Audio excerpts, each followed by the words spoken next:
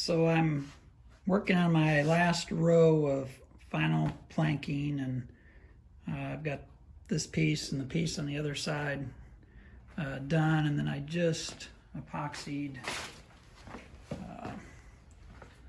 that piece there. Goes back. It's maybe five to 5.5 feet short of the stern, so I have another piece to put in there. But I wanted to talk a little bit about a transition joint on these boats, because I know it's sometimes a little tricky to visualize. On the Monaco, like this one, the final planking layer, this final planking layer on the sides is the third layer. I've got 2 layers of 4mm cold molded plywood, and then the final layer is roughly 5mm thick of this genuine mahogany. And I also have 3 layers of cold molded done on the bottom, and then the final layer will be a 4th layer. So these are 4mm, and then there'll be a 4mm layer of planking, except up front where I'll put the pretty wood there. And the way you do this is you overlap them. You have to alternate between side and bottom, side and bottom. And the final layer of the bottom is supposed to lap over the side. So that's why I'll have one more layer to do on the bottom. But I wanted to talk about transition joint. So transition joint on boats, and it's not just for the Monaco, it's for lots of them, or most. You go somewhere up front between the sides and the bottom, like up here right towards the front it's a butt joint, because the angle of the bottom relative to the angle of the sides is pretty close. So you can butt these together, and then as you move towards the stern, at some point you transition from I accidentally stopped the video. So at some point, as you go towards the stern, you transition from a butt joint to a lap joint, where the bottom will lap over the sides. And that's what I plan to do here, of course.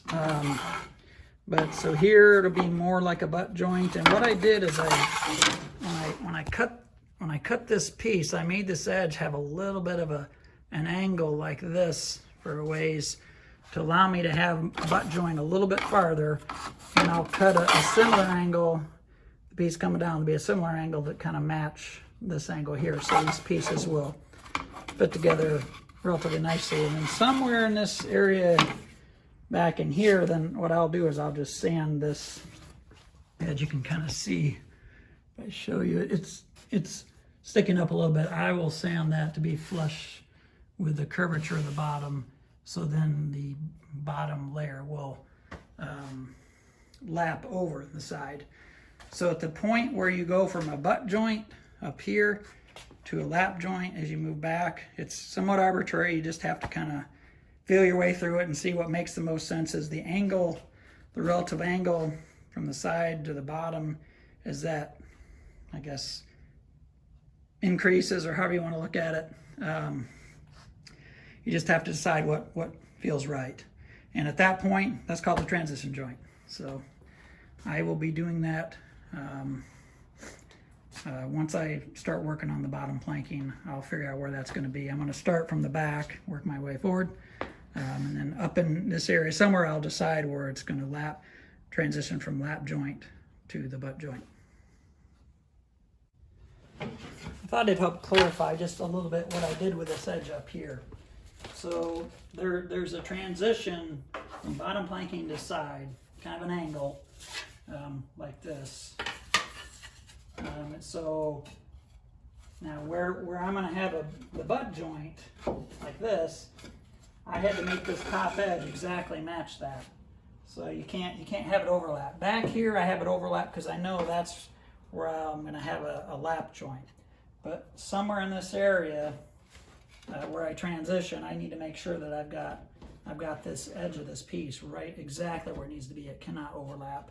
And just to help visualize the transition joint, so up front, if you just imagine, you can see that the angle of the side and the bottom is fairly, well, similar, I guess, if you want to look at it that way. And then as you move back, you can see that this piece, the angle then increases. So at some point, it doesn't make sense to try to have a butt joint anymore. At some point, then you have a lap joint. So that's that's how you can kind of visualize it that way. So hopefully that clarifies things a little bit more.